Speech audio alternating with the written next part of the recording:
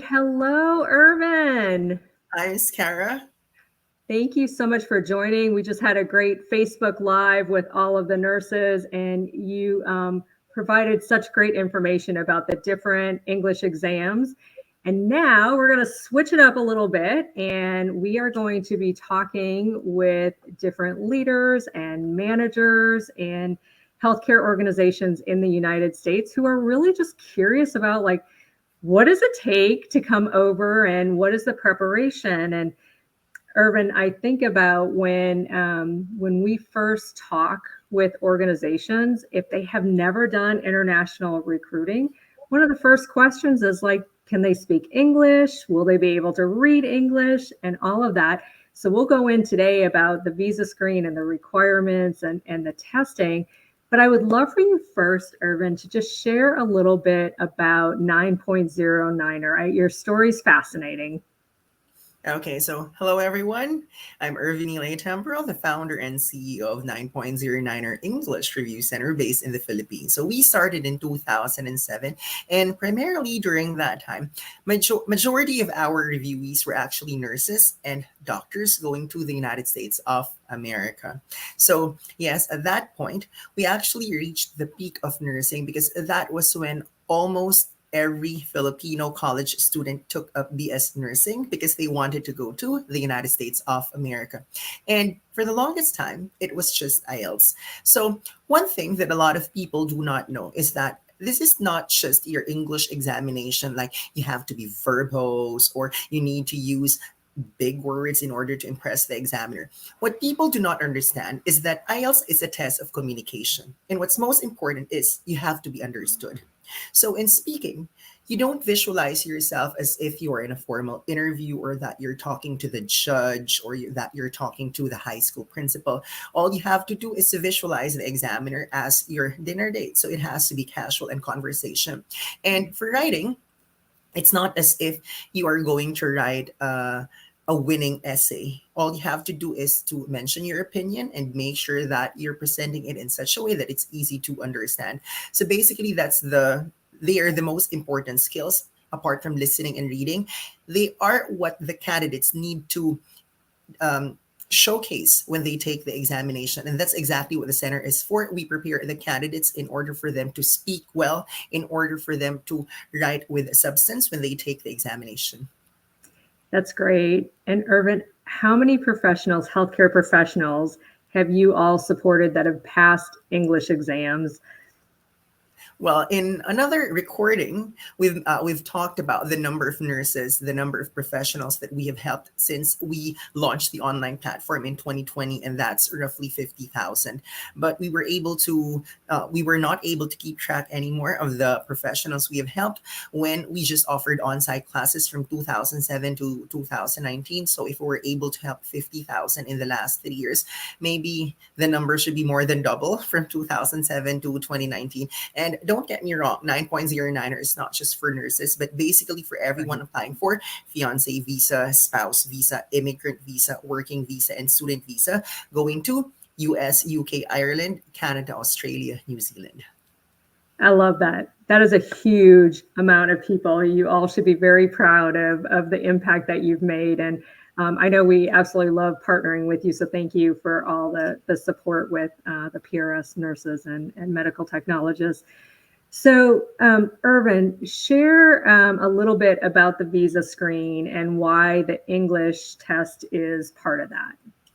So when I started teaching in 2006, not every institution required English examinations, though. It's just that there were stakeholders who found it difficult for some nurses to communicate. Say, for instance, I'm from the Philippines, and I know for a fact that for most Asians, we usually do not speak unless we are asked. So Mhm. when some of these nurses arrived in the United States, so they were seen as shy, timid, but actually they are not. It's just that it's not part of our culture to communicate. So maybe that was when the English examination became a requirement, not just for healthcare workers, but also for skilled workers, those applying for student visa, and even those who are going to marry their fiance or spouse. Because for these high stakes English examinations, you must be expressive. Again, you're not doing this to impress the person you are talking to, but you must express. So perhaps this is the reason why more and more institutions require English examinations to Mhm. see how well these people are able to communicate so that when they start working or studying in these countries mentioned, they fit just right in. So that's the basic premise why English examinations are required, not just for visa screen, but for these countries in general.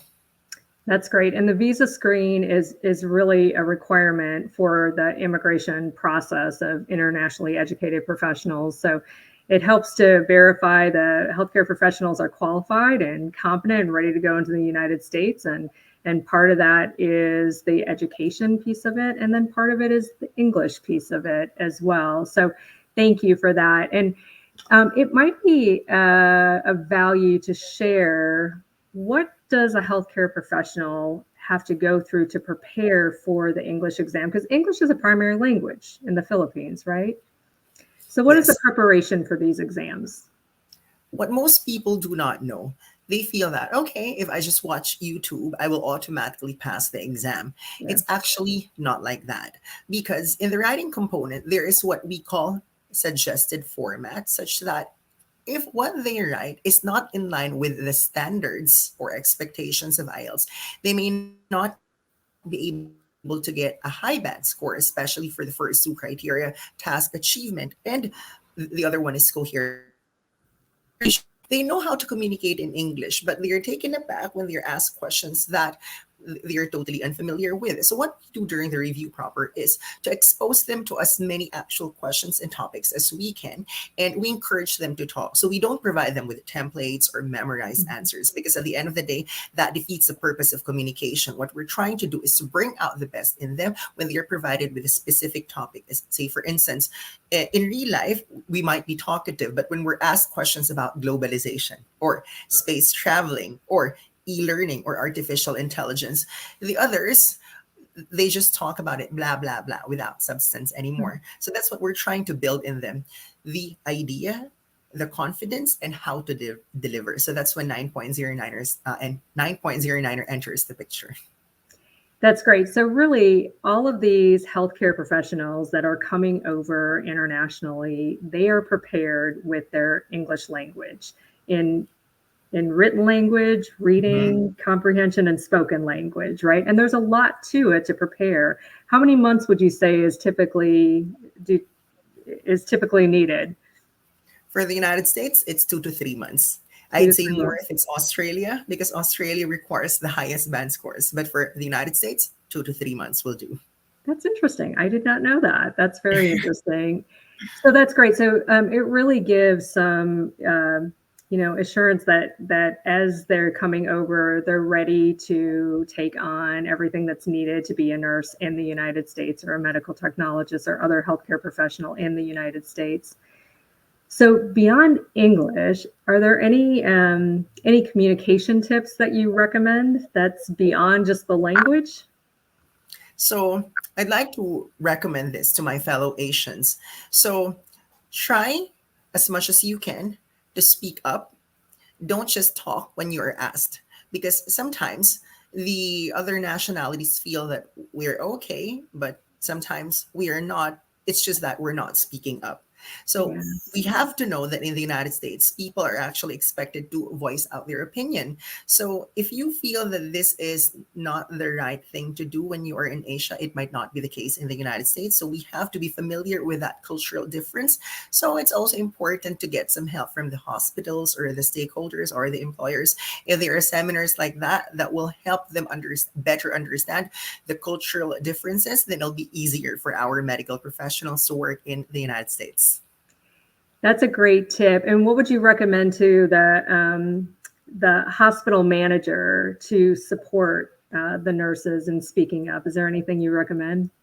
Or maybe before the nurses go to the United States, there can be perhaps like a group on WhatsApp or Awesome. perhaps there can be Zoom meetings or StreamYard meetings from time to time, just for them to speak up, because I it love starts that. from there. Yeah, just open communication, freestyle Yeah. speaking. I love that. And we have a lot of organizations that are doing town halls or they're meeting on Zoom once a month to be able to connect. And that's great. I never thought of it as that's a time to also practice the English and all of that. And, you know, with some states, the different dialects as well. Agree. So that's great. Well, Irvin, as always, thank you so much for all the support that you give to so many healthcare professionals in obtaining their dream of going to whatever country they're going to and preparing. So thank you so much. Thank you. Bye-bye. Bye.